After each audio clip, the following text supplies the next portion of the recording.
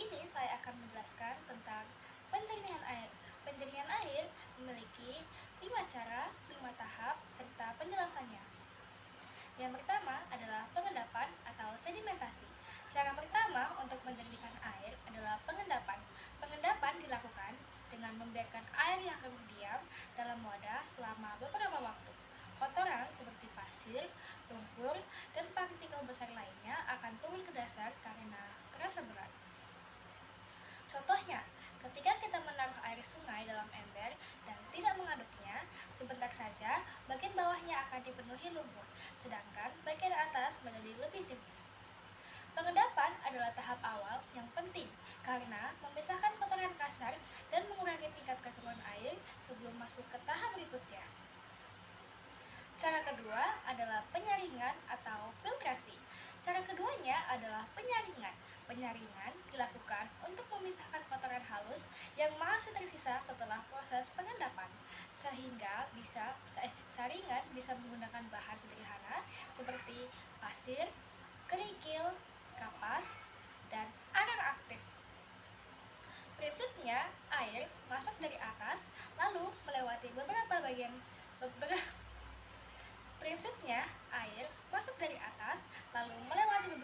lapisan filter sehingga kotoran tertahan.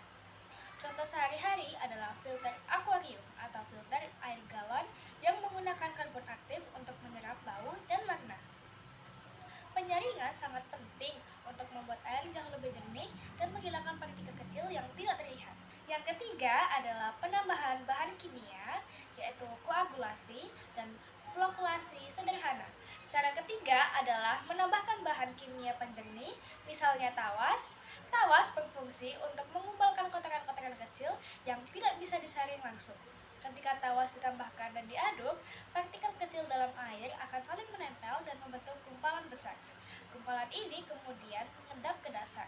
Contohnya, saat air kolam terlihat keruh, petugas kolam biasanya menambahkan tawas agar kotoran menggumpal dan mudah dibersihkan. Metode ini efektif untuk air yang sangat keruh dan sulit dijernihkan hanya dengan penyaringan biasa.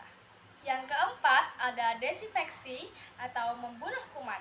Cara keempat adalah desinfeksi, yaitu proses membunuh kuman, bakteri, dan virus supaya air benar-benar aman digunakan. Desinfeksi bisa dilakukan dengan beberapa cara seperti 1. Merebus air, 2. Menambahkan klorin dalam jumlah aman, ketiga, menggunakan sinar UV, keempat, menggunakan ozon. Contoh desinfeksi paling sederhana adalah merebus air hingga mendidih selama beberapa menit. Panas tinggi akan membunuh sebagian besar mikroorganisme.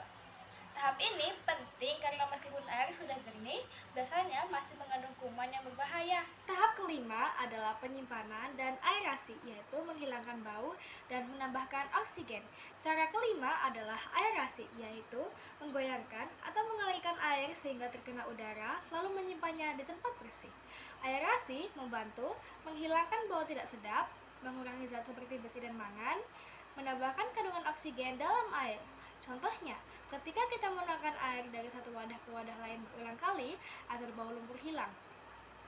Pada instalasi air bersih, aerasi biasanya dilakukan dengan pancuran atau air dialirkan ke menara sehingga udara masuk ke dalamnya. Tahap terakhir ini membantu memastikan air menjadi lebih segar, tidak bau, dan siap digunakan. Video berikut ini adalah contoh praktek penjernihan air.